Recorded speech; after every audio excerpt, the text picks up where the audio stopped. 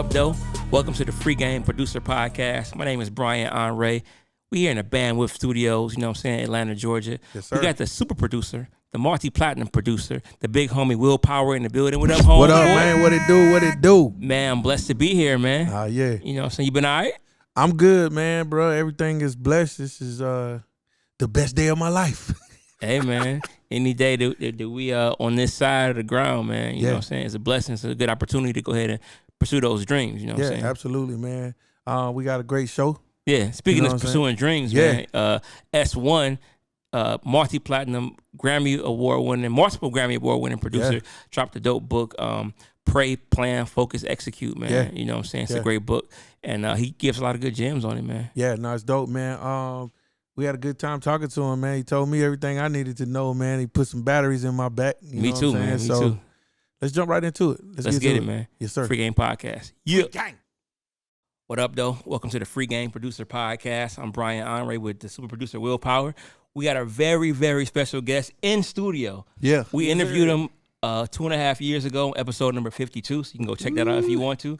But we've got a multiple, I think 3-time Grammy Award winner at the table, multi-platinum producer with credits. Produced Kanye West's Power, Beyonce, Madonna, Eminem, Gladys Knight, all the way to Come on, man. Go from Gladys Knight to YBN Cordae, the baby. Come on, you know man. what I'm saying? So very diverse producer. Yes, he has sir. a new book out, Pray, Focus, Plan, Execute. You know what I'm saying? I read the whole thing cover to cover. It's a great book, motivational book. We've got S1, Symbolyc One in the building. How you doing, sir? Yeah. Man, I appreciate you guys having me. I'm looking forward to getting into this thing today. Dog, I'm just honored to have you here, man, bro. This means a lot to us, man. You're definitely one of our favorite producers. Wow. We always talk about what you've been doing in the producer community. We just enjoy the positivity that you add to the culture. Man, I appreciate that. I mean, man. bro, like you've been to the top of the food chain, man. It's like this is a really big deal. Thank you for coming, man. Thank you for making time for this. Appreciate you guys having me, man. It means a lot. Yes, sir.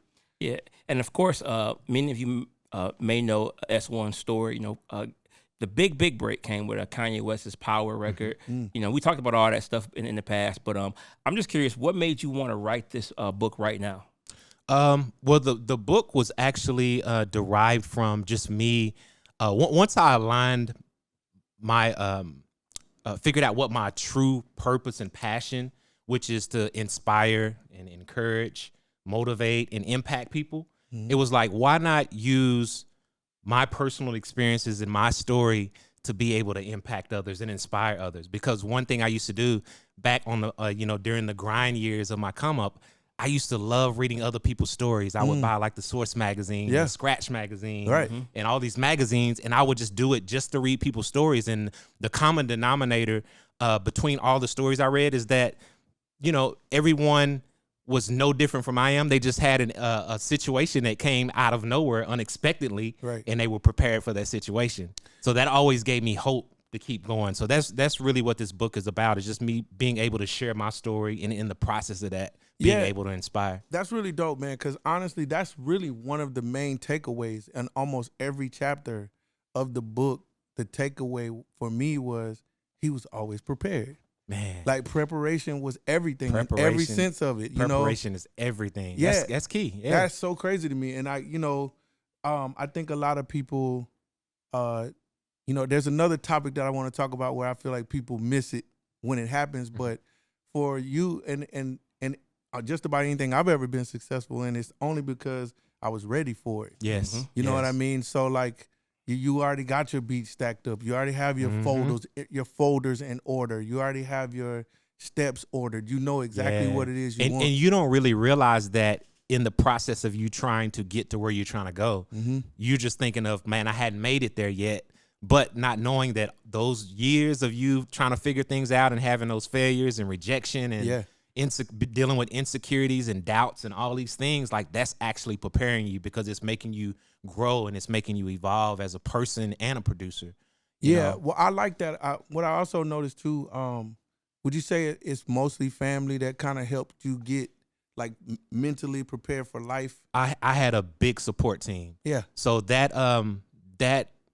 was a big part of it. Just me having that support, like starting from my parents. My parents were always there. Yeah. I could always count on seeing my parents at, whether I was playing Little League baseball or basketball. And that meant a lot. You don't see those things when you're younger, but looking back, it's like, oh, that means everything, because they're not only supporting, but they're believing in my actions and what I'm doing. Yeah.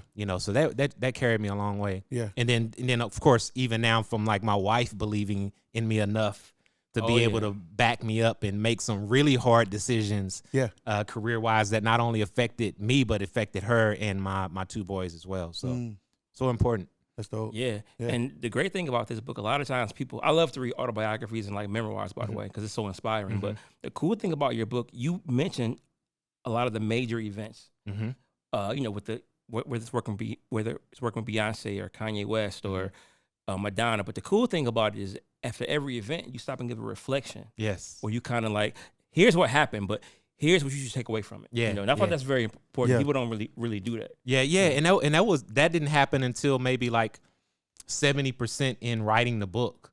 It was I had a tough time actually writing the book and getting done with the book, because I had to get to a space to where, just me and my personality and me being low key, I would have moments of writing and have these very traumatizing moments of, man, I don't want to put this out there for people to see and know. It's just something about putting your insecurities. But it was always a thing of, it's not about me. It's about me being able to impact people. And the only way to do that is people have to see you overcome things to get to where you're at. Right.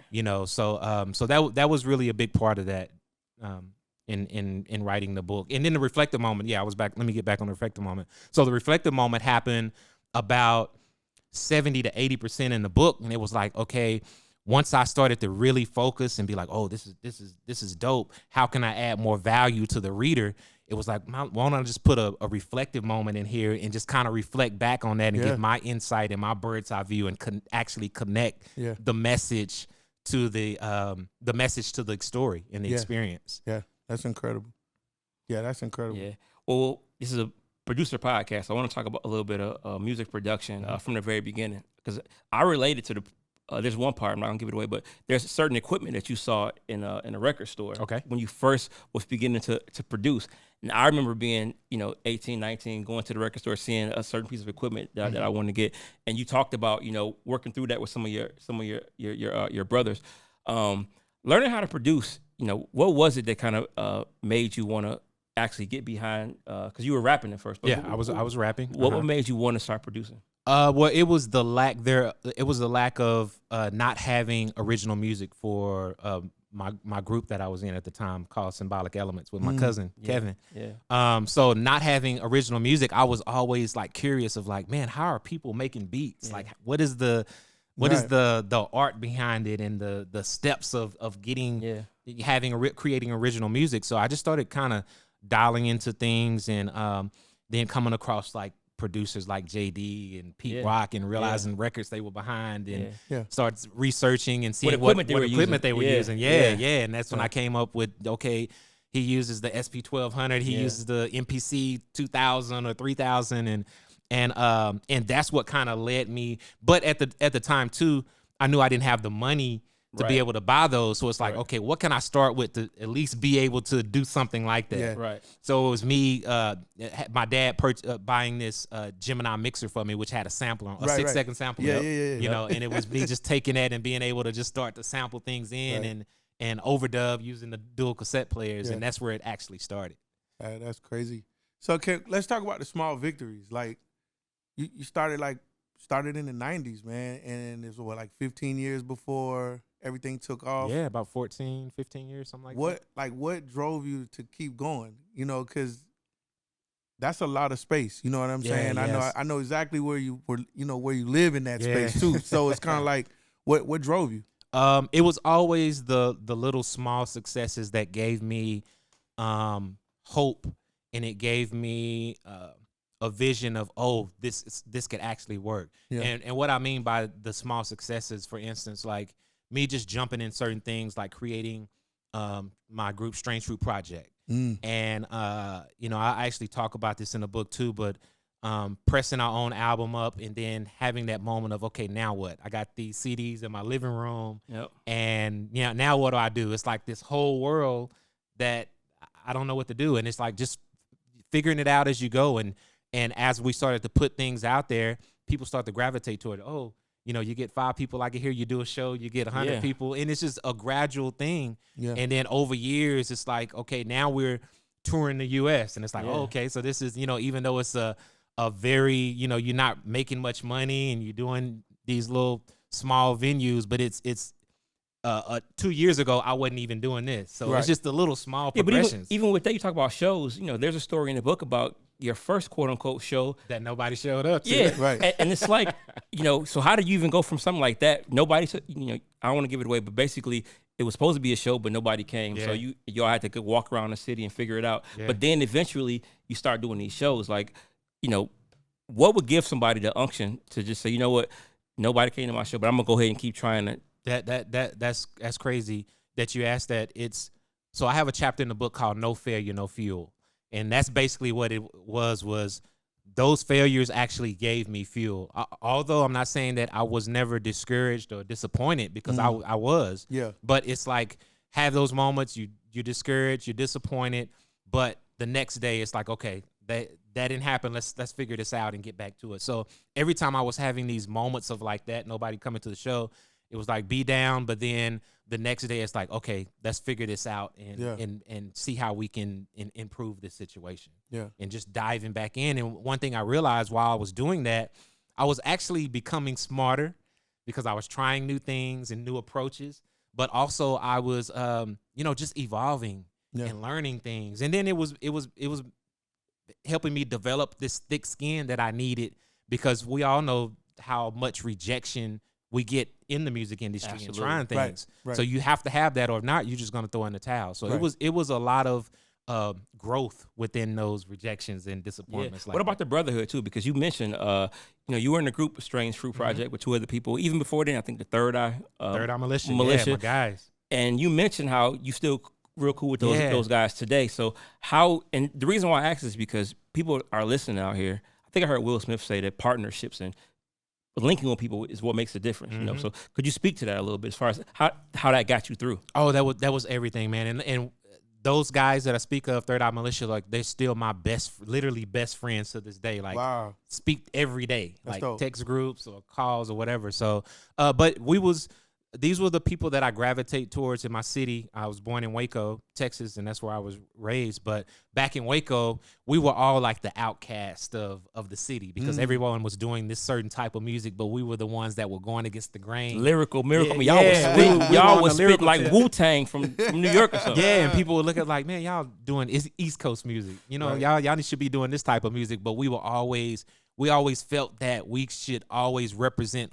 what we loved and be us, right. So yeah, those were the guys that I grew with. And not only that, like, we always supported each other. Anything that they needed, even to now, anything they need, they know they can support. I'm gonna give them whatever they need, right. And vice versa. It's not one-sided relationship. Yeah. And yeah, man, I just think just having them and the encouragement from them, and us being able to grow and figure things out together was everything. Have you ever thought about getting back on the mic? Man.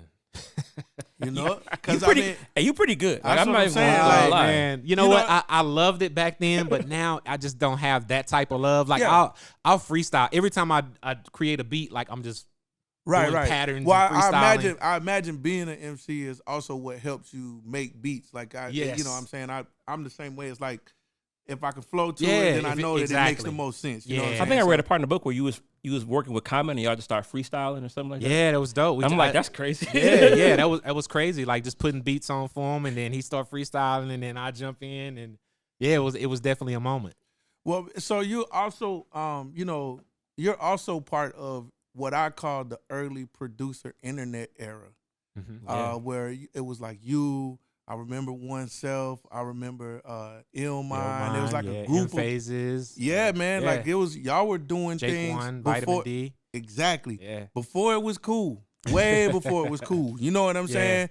Talk about that, because that seems like a brotherhood too. You speak real high to those guys. And what's really dope is like a good 7 6 or 7 of y'all are like really big deals, man. You know what I'm saying? And so it's important. Can we talk about that? That was very important too. Like I met those guys like Illmind, M Phases. I remember when I first came on with the Strange Fruit project. Like that's when I met them guys online in the OK Player forums and underground hip hop and M Phases and Jake One Vitamin D, all these guys and I just gravitated towards their music, and then vice versa, they gravitated towards mine. So we created like we had this little small community, you know, called Beat Fanatics. You know, big up Slop Funk. Yeah, y'all remember Slop Funk Ducks?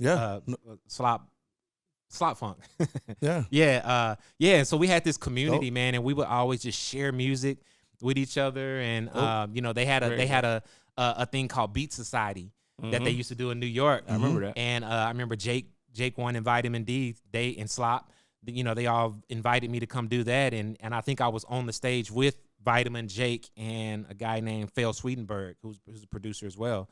And I think after that, man, we just really developed a really dope, we had a really dope connection, and the vibe was right. And them guys, we all shared a lot of similar interests in the same things. Right.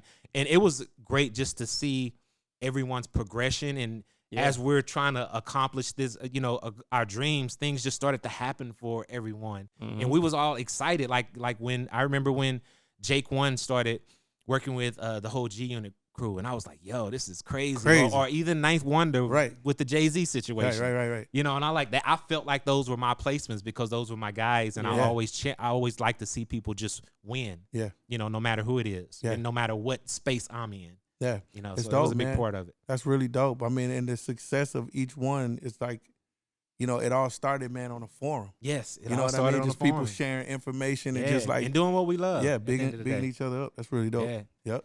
Now, fast forward a little bit. We talked about, you know, staying ready so you don't have to get ready. Yeah. Some of my favorite parts of the book is when you got the call from Rhyme Fest to go work with Kanye, and we talked about it before in the last interview with you. But in the book, you get more into detail about that experience, being there, and of course, you can read the book; it's real great. But there were moments where it was like you were kind of like put on the spot and kind of like had to kind of show up, you know, and I've been with Willpower places where he, you know, so I know how it is. How did you like had a confidence, and how did you get through those moments where you had to kind of deliver with, you know, Kanye West? My one of my big things, and as you can see, the first word in my book is pray. Yeah. So it was a lot of prayer. Yeah, you can read that. It was like literally on the flight. First time working with Kanye, I'm on the flight headed to him, and it's like prayer and always quoting like one of my favorite scriptures is I can do all things through Christ who strengthens me, and like really standing on that, like, okay, I can do all things. Yeah, like I'm trusting in this, and it never failed. Like God would always just step up and give me favor over a lot of situations. That's dope. Speaking of favor, this is something that producers face. There are times in the book where you have to kind of have negotiations with Kanye and, you know, things of that nature, and we always talk about on the podcast, you know, when to like push, when to pull, like it's real delicate sometimes. It's very delicate, man. Especially when you don't have the leverage. Yes. You know, and so it seems like you had favor on your side. Like, how did you, you know, get through those situations where you had to kind of, I guess, stand your ground for what you feel like you deserve, but not blow an opportunity at the same time? Man, that was one of the toughest times in my life or in my career, because I felt like, it's kind of like you say, those situations are very delicate. So it got to a point to where I really felt like, okay, am I about to blow this opportunity? You know, I'm being presented with this opportunity that I've always dreamed of, but because of certain things that I wanted changed, you know, am I going to just blow it and then this just kind of just fades away? And it's like, dang, if I would have just jumped in that. But it goes back to prayer, man, having that prayer. And then within having that prayer, it was always something saying like, okay, just be patient, you know, just have the patience.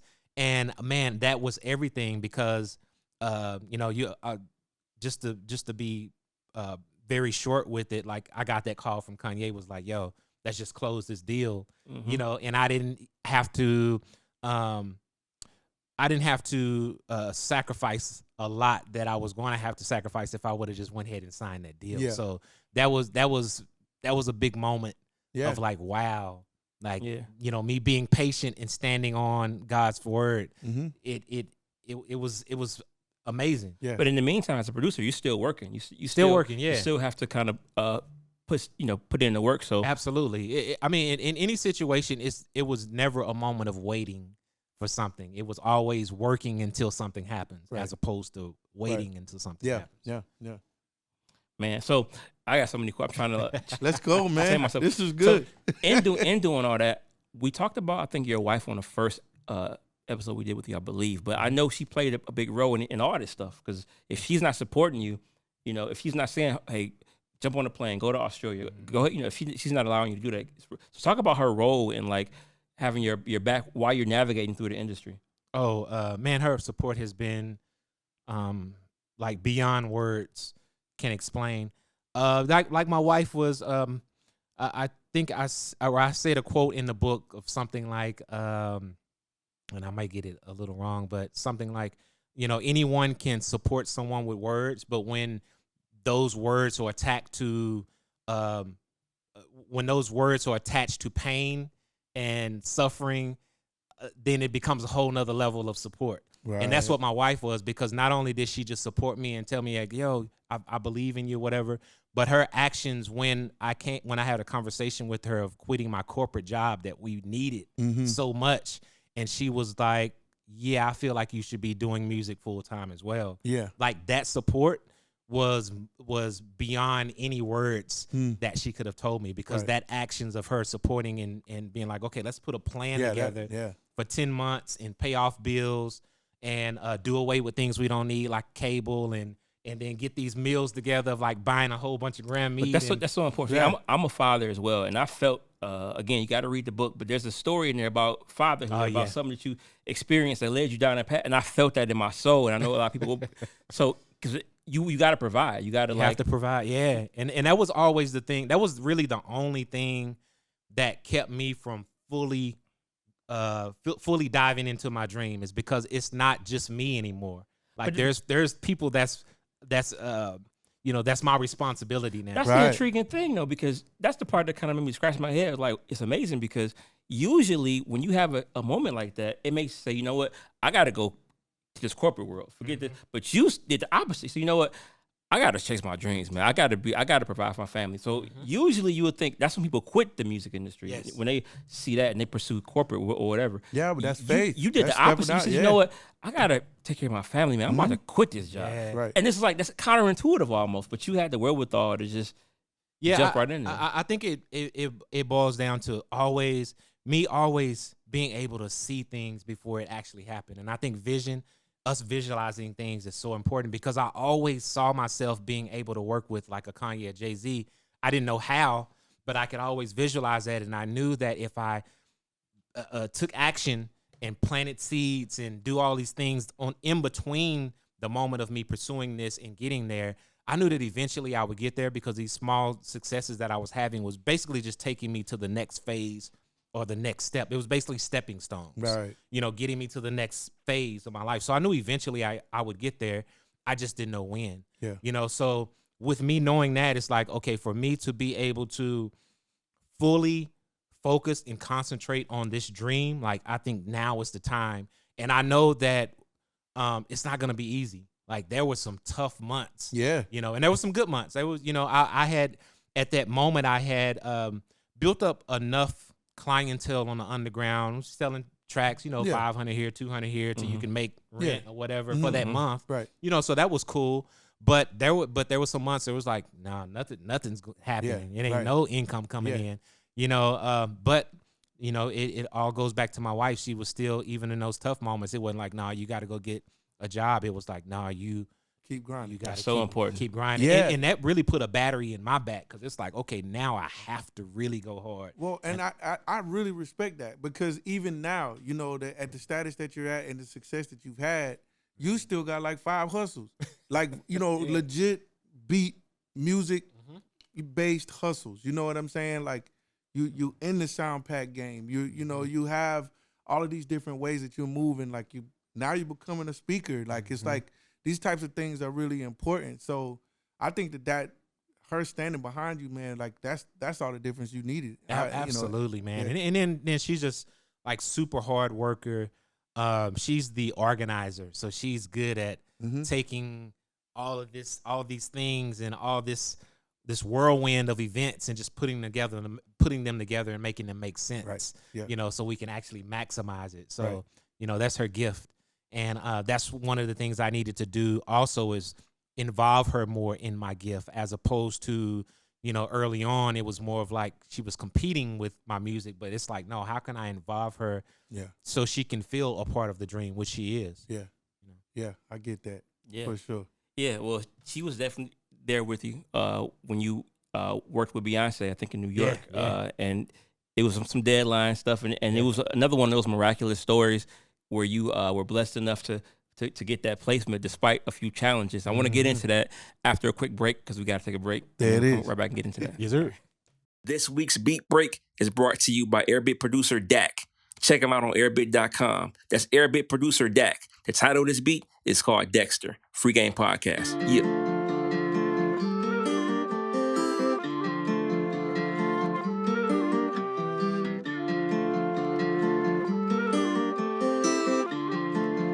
Hey, Dak, turn this shit up.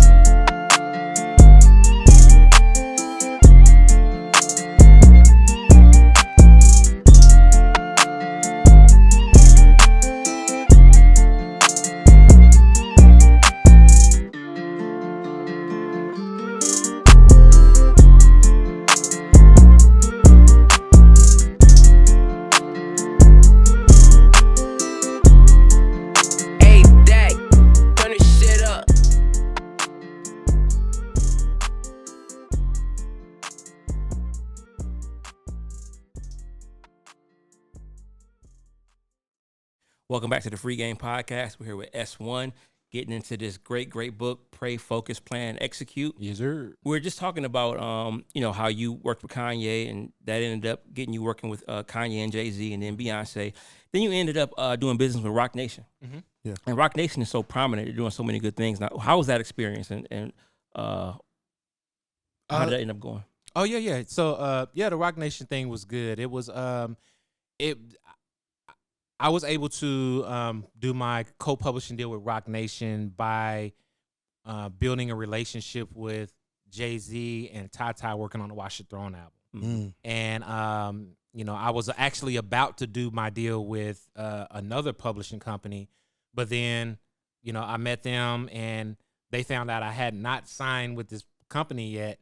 And it was like, at least let us put an offer in. And, so I felt like that was a little bit more authentic going with them because I had built a relationship. And then the other company was basically built on a song. Yeah, analytics. And it was some other things that went on with that other company that I already had like a sour taste in my mouth on because it didn't go right. But then, they found out I have a single about to come out, and then they went extra hard, and it's like, okay, you're basing it on this one song. Like I want to partner with someone based on my a 10-year span, a 15-year span of catalog, as opposed to just one song. Yeah. So I went with Roc Nation, and Roc Nation was good. It was a good thing being a part of it. However, one thing I found out is you still, no matter who you are, who your publisher is, who your manager is, what label you own, you still have to put the work in. And that's the thing. Like no company or no partner or workers or whoever should work harder on your dream than you. And that's one of the things that I'm glad I had that mentality going into that, because it's like I still have to get out here. I still got to build the relationships. I still got to plant my own seeds. Now, they can still contribute to that, and whatever they do is in addition to what I'm already doing or what I'm gonna do. But yeah, it was good learning experience, and I got to learn about song commitments on publishing deals. You know, which, I bet you learned that fast. Gosh, the worst. You know, so that was another learning experience, and just being able to thankfully get out of that. Yeah, right. So yeah, I learned a lot. Yeah, that's dope. Let's talk about your son.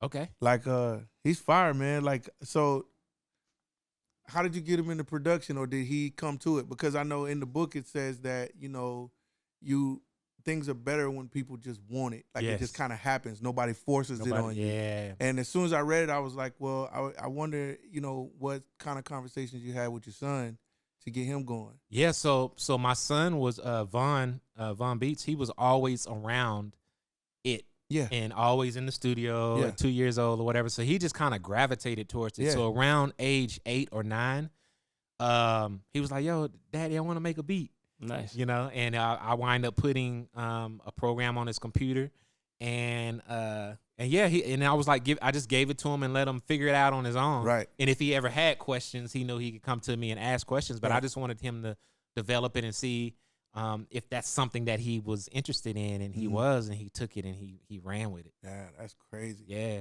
Yeah. So like I love it, man, because it's like y'all got this family. Like, the whole family's involved with getting to in the music business. Is it ever challenging, you know, like, you know, are there ever times where it's too much music business, too much? Absolutely. One of the things I had to learn too is, you know, establishing that work-life balance. Yeah, that's kind of what I'm talking to. Yeah, that work-life balance is so important because, you know, I'm a super hard worker, and my wife, she probably works harder than me. Right. You know, and yeah, we had to get to a point to where it's like, okay, you have to. We all have 24 hours in a day, but it's how we divide that time up and maximize that time, and we can make time for whatever we want, whatever we prioritize. You know, so you know, if we're gonna do 8 or 10 hours a day work, make sure that you have the weekends free to be able to go out and do other things, because that's an important thing too. Is I think doing too much of the same thing, you get burnt out easy. Right. You know, and you just you get tired of it easily. So you have to kind of step away and do other things to gain new inspirations to be able to come back fresh to those. So so that was the importance of developing that life balance, is making sure that we are all giving each other time, just family, but then at the same time being able to prioritize time slots for work as well. Yeah, well, I really, you know, I honor your career and your, you know, commitment to family. It's a big deal because so many producers, so many guys have gone away from becoming a record producer because they don't think they can do both. You know, but you said some really magical things, like number one, inclusion. You know, when it came to your wife, it's like, you know, because we've all been there, bro. Like, you know, many times in my life, you know, it seemed like it was a ultimatum or choose, either make or a choice. situation. Yeah. And the truth is, you know, we most likely that was never the case. It's just what was I not doing to include a person, or this, that, and the third. And I just think that those things speak to people who have families or have, you know, other people involved with what they're doing, because that's even applicable with like teams. Yeah. Oh, absolutely. You know, because like you might not necessarily have a wife or somebody you're married to, but if you got like a group of people who are trying to help you do something, inclusion is super important. Super important. Because I've been guilty at times of we going so hard, but I forgot to say something to somebody who maybe in a moment felt insignificant, but they were super important. But if you don't take the time to let them know how important they are, it could damage the situation. Absolutely. But also vice versa, if you do take the time to include them and just say things to them, it could be the difference to make it go from average to super crazy. You know what I mean? Yeah. And I think that's what I'm hearing this in your story, man. It seems like the success was just a team effort. Yeah. You know, and so always been a team effort, even until now, man. Even like with you know, producers I've been blessed to sign and bring onto my team, man. They are so, and I tell them all the time, like, man, y'all I know y'all look at it like me helping you guys accomplish you guys' dreams, but you guys are helping me just as much as I'm helping you. I know exactly what you mean. And I feel that's yes, so important, man, and I never want them to feel otherwise. Yeah. That's dope, man. I was going to get into that next when we're talking about teamwork and collaborating. A lot of your dope records are collaborations as well. Mm-hmm. One of my favorite ones was I think it was the intro to the Eminem Marshall Mathers LP. Bad Guy, yeah. That beat, the drums on there are so hard. So anyway, with collaborations, how does that work? Do you just sign artists, sign producers and collaborate, or do you just kind of look for people to collaborate with, or is it through like some of your sound kits? Like, how does that work? Yeah, it's pretty much like a collage of different things. Okay. As far as like signing producers, like every producer that I've signed, it wasn't just, oh, I'm gonna sign this guy. It's like, okay, this person has talent, and then okay, let me observe them for a year or a year and a half, and just to because I'm big on talent is everything, but I'm big on like character and integrity and like how they're carrying themselves and what they believe in and their values. I feel like that's an important part of, like, if I want you to be a part of the team and we're gonna do things, like all that has to connect and all that has to be absolutely, it's important. So yeah, all the people, the guys that I was able to sign, it was always over a period of time, and it's like, okay, this is just a good dude, and I want to be able to provide a situation so they can be able to accomplish their goals, and that's probably been one of the most significant things that I've been able to do, is just be able to see aspiring producers get their first plaque, or present them with their first platinum plaque. I think I just saw you do that too with the Kamikaze record. With Lone Star. So good. That's my guy, man. Yeah, and he's just a good dude. So just to be able to do that and get people their first Grammy noms, and just all these different things that, it's not about removing myself, where it's not about me. It's like, how can I be of service to others that's in need? Come on. And that was developed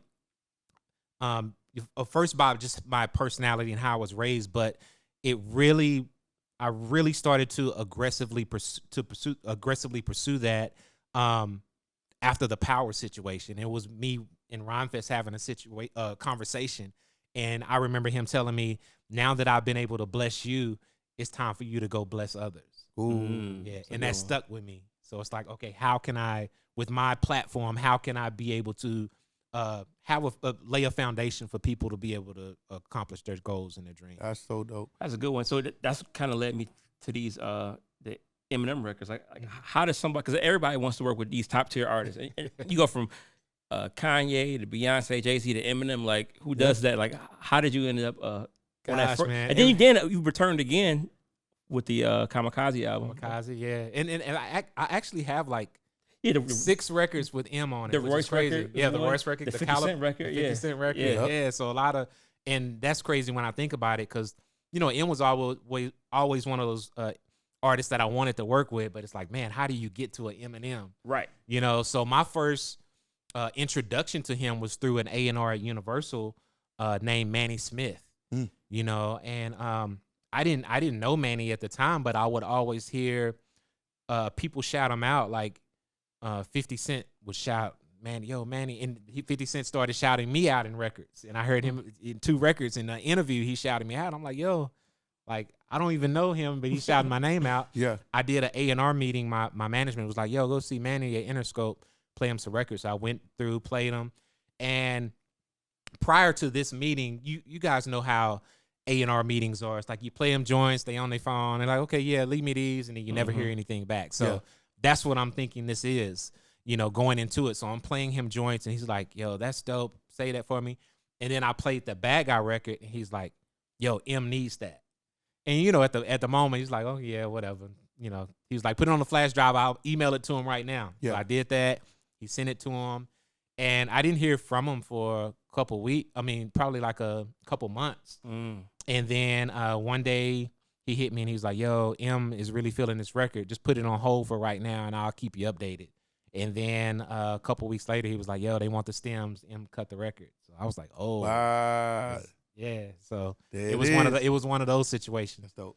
Yeah, one of the themes throughout the book is, even back in the day when you were waiting on the BET audition, like, it's always you sent something, and then a couple months later, Bro.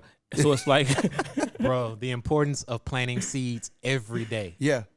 And the action conversation. We can have that now. So I feel like that's probably the biggest thing that I took from your book was the fact that like you made action. You took action. Yes. Every single time it seems like things that happened for you, it was because you were prepared and you went ahead and did it.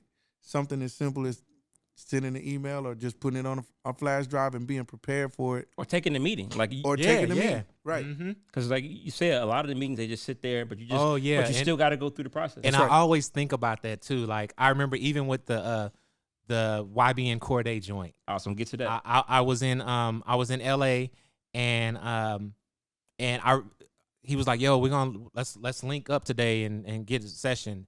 But he never contacted me. And you know, when I go out to LA, because I'm on Central Standard Time, I'm tired early. So like 8 o'clock, 9 o'clock, I'm tired. So I'm in the bed. Yeah. He hits me around midnight, yo, come through. And at that moment, I'm like, I was texting, yo, what you got up tomorrow? Let's try to link tomorrow. But I was like, you know what? Let me just get up and just go. I'll be like, okay, I'm on my way. Yeah. And then I wind up doing his single Location Ships that night. Very dope record. How do you even meet YBN? I'm always curious. Like, I see you doing a record with this person. How do you meet these? Like, how did you?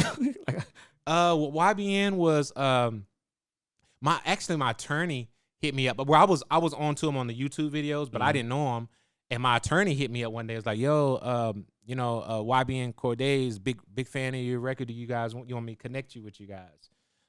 So he wound up connecting us, and we just started talking and sending beats back and forth. He was cutting records, sending them, and you know, he started working on this album. He invited me. He had rented this crib out for like a couple weeks. He invited me. I went out there, stayed with him for 3 or 4 days. That's dope. And man, he's different. Yeah.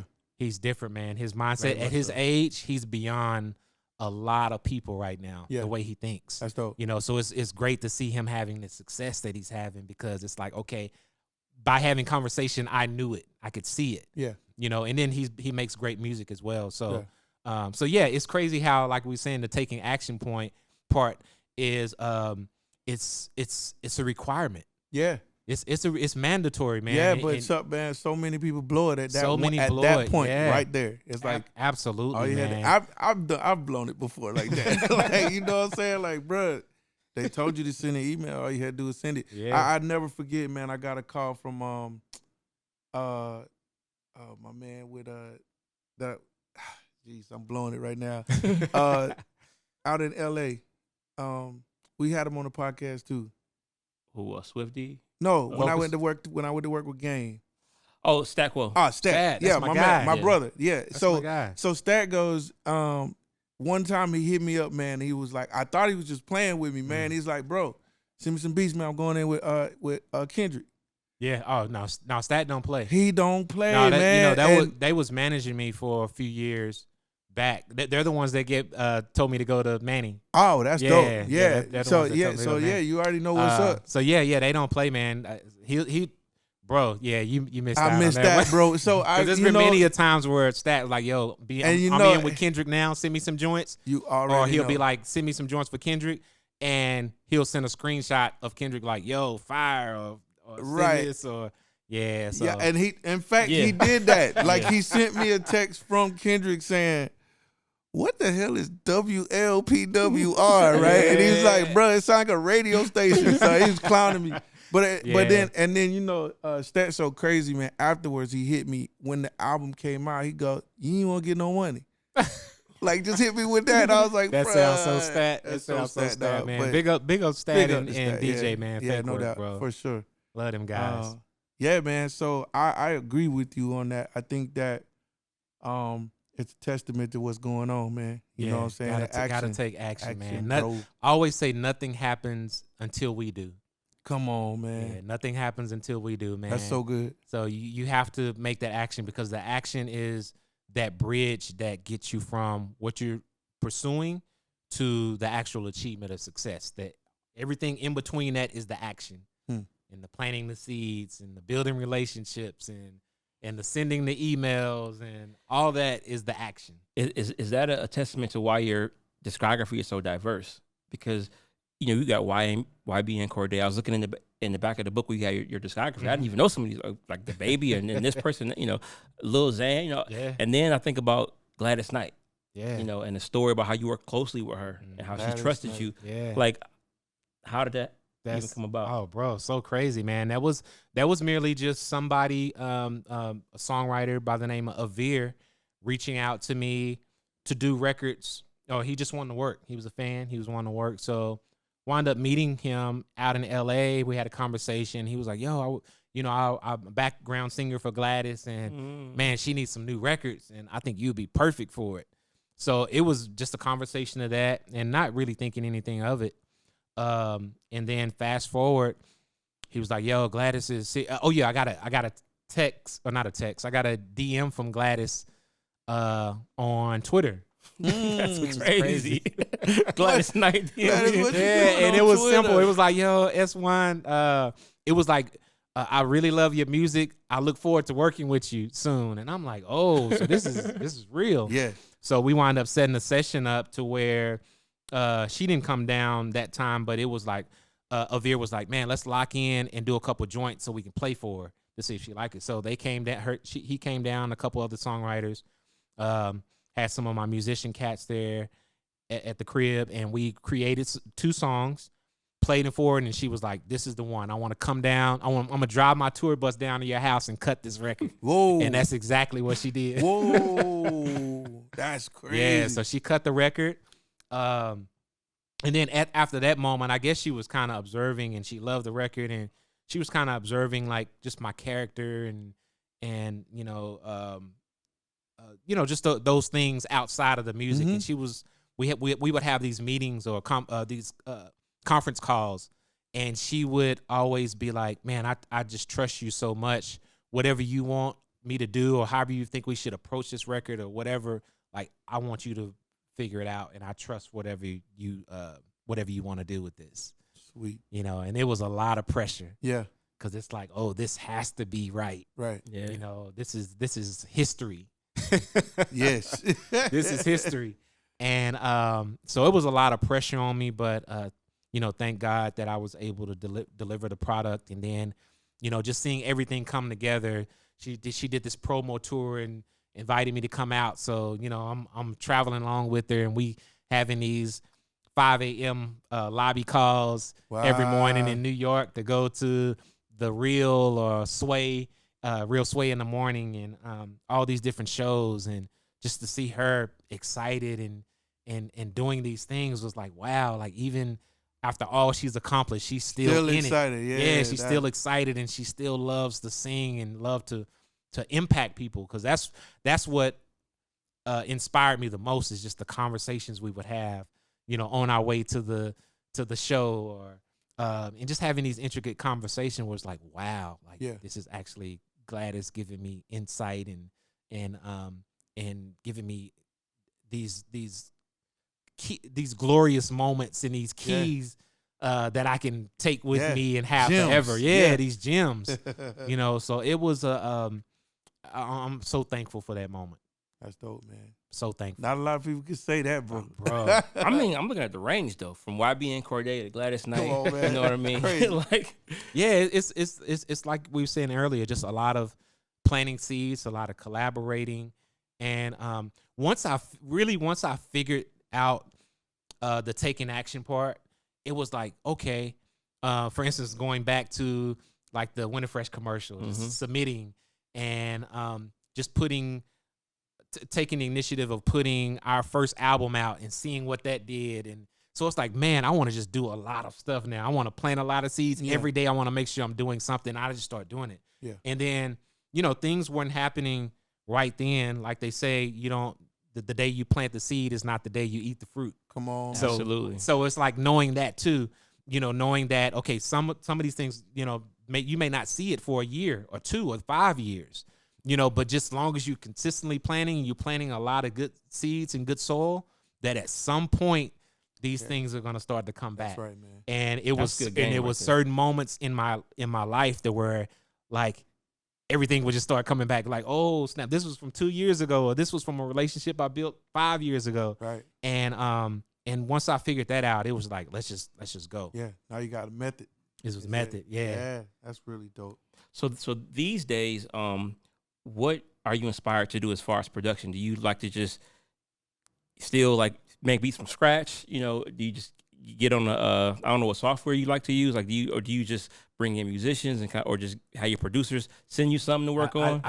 All of the above. Okay. All of the above. I'm still in love with the process of making music. So I still make music, but then I have guys sending me stuff, sending me ideas, and it's like, oh, I want to mess with this. I want to mess with these two. And then I'm able to start ideas and be like, yo, finish this. Or finish this record. Yeah. And so it's like a whole bunch of different ways and whole bunch of different approaches in my to my process. Yeah. Of how I go about doing it. What do you like to use now? Do you like to use certain software? Do you still work with hardware? Yeah, so I use I bounce back and forth between Ableton, FL, and Studio One. And the reason is because I get bored. I start to get bored with one because my creation process becomes very template based when I'm working with one because I'm doing the same thing and taking the same approaches. So when I'm flip flopping or you know, it kind of giving me a new approach, and it's like fresh when I hop into it because it's like some certain things I don't know and I like that because it's like I'm able to figure things out and I may stumble across something, you know, in the process of trying to figure it out. Yeah. You know, so that kind of gives me different vibes. Yeah, you know, that's dope because I mean I'm efficient on several DAWs, but I never think that like it's like once I retire from one, I just go to the next. I don't really go back. I think I do believe in mastery of something too. Yeah, you know, so I know like I'm starting to know Ableton, you know, to where I can do anything on it. I love it. Oh yeah, I love it. You too. know, FL I've created things in it, but I'm just not like. Have mastered it yet because I don't work in it all the time. In Studio One, I've worked in Studio One enough to know that I can do pretty much whatever I want to do in it as well. So yeah, I'm about to start implementing that because I'm a Jedi on Logic and on Ableton now. Oh, okay. So it's Logic, like I kind of want to. Okay. I miss some of the things I used to do in Logic, but Ableton just happens to be where I'm at right now. Yeah, man. I love it. I'm big on. In my creation process, I'm big on sound design, and sound manipulation. Yes, and Ableton is perfect for that. Yeah, yeah. And so that's another thing. You know, we're not gonna keep you too much longer, but sound design, man, like that's like you like one of the forefathers of that to me. You know what I'm saying? Like I was checking out the kits and you know getting stuff from you a long time ago. Are you still into that? Are you still like? I am. I haven't been putting. A lot of kits out lately because of everything that's been going on in my world. Yeah. But yeah, I have moments of like, man, I don't want to make any beats. I don't want to create any songs. Let's just create sounds. Yeah.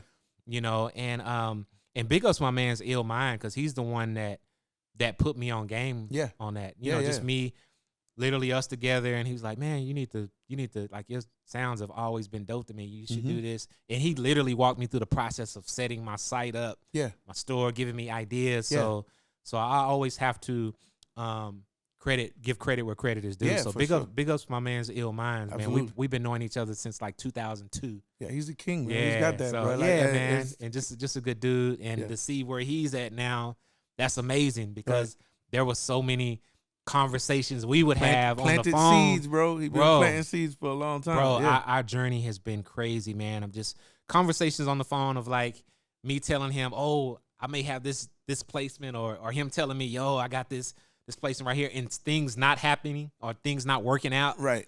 And so, but us the power of persistence and never quitting and just keep, you know, the power of just keep going. Right. And never losing that love for it. So to see where he is today now is like, wow, it's a true testament of being persistent.